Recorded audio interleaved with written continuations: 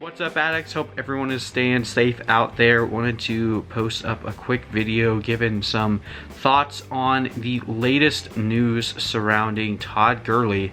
Now, yesterday Todd Gurley was released, just dropped straight up by the Rams, trying to create some cap space. I believe they were going to owe him a portion of his contract if they didn't release him by a certain time yesterday.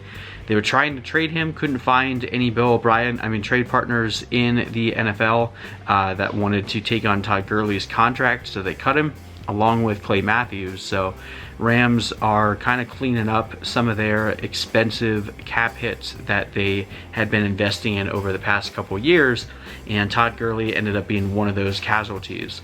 So immediately there started to be some speculation as to where Todd Gurley would go. It looked like he would potentially go to either Atlanta or Miami, and this morning we saw the news break out that Todd Gurley is going to Atlanta on a one-year prove-it deal. Between the money that he's making from the Rams and now his contract with the Falcons, still going to make about $11 million this year, so still going to be one of the higher paid running backs, but the Falcons are only footing about half of that bill.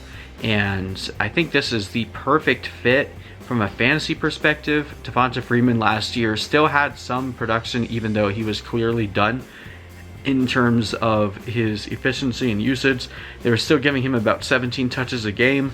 Obviously, what could really spoil this is if the Falcons still go out and draft one of the higher caliber running backs in the draft. So there's still that air of potential flaw to this plan, and obviously the Falcons should look to do something to the running back position in the draft, considering behind Gurley they only have Ito Smith and Brian Hill, who both last year had opportunities to shine and did absolutely nothing with that opportunity. So good thing for Gurley. I think that this is probably the best possible scenario, other than maybe Tampa Bay, that he could have gone to, moving out of LA, and I do think that he'll still warrant a third round pick with this. He should have every potential to be a 17 touch a week guy, and Gurley's still pretty productive. I know he had the knee issue that was causing a lot of concern and why they didn't use him as much last year, but other than missing a game with a quad injury, he didn't really have any concerns with the knee throughout the year. And I mean, he played in Georgia in college, so getting to go back down to his hometown, this should be a great way to revitalize his career. We'll see if they end up signing him again next year to another couple years, but 1 year deal. You have the elements of a new contract and also a fighting for a next contract, so he has every reason to produce in this offense, and I think Atlanta definitely really needs him. So like I said, the main pin that we're still waiting to fall before we can start targeting Gurley as a value in the third round of our drafts is who do the Falcons draft, because if the Falcons draft an early running back, that is really going to make things messy.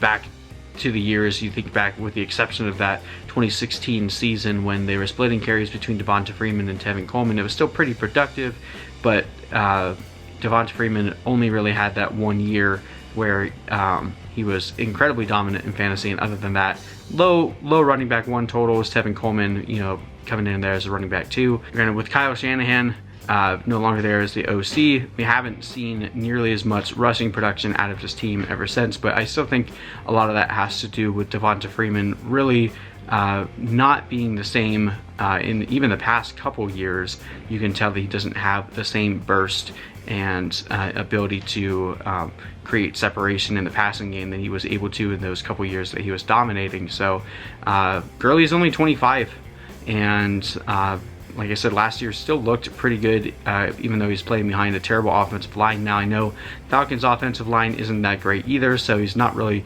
improving in that regard by any means, but still going to a team that will potentially want to use him as a featured back, definitely something to keep an eye out for. So I'm pretty excited for this. We'll carry this analysis obviously into our season-long rankings once those are posted up. So make sure you hit that subscribe button, hit that like button. We'll be posting more stuff throughout the free agency. We're going to start our draft preview videos here pretty soon as well, getting you guys ready for all the names that are coming in the NFL draft. And then as soon as the NFL draft is over, we get into some of our dynasty videos and just looking into how this is going to start shaping the ADP landscape for your drafts coming in August and September. So anyway, thank you guys so much for watching. I'll see you in the next video.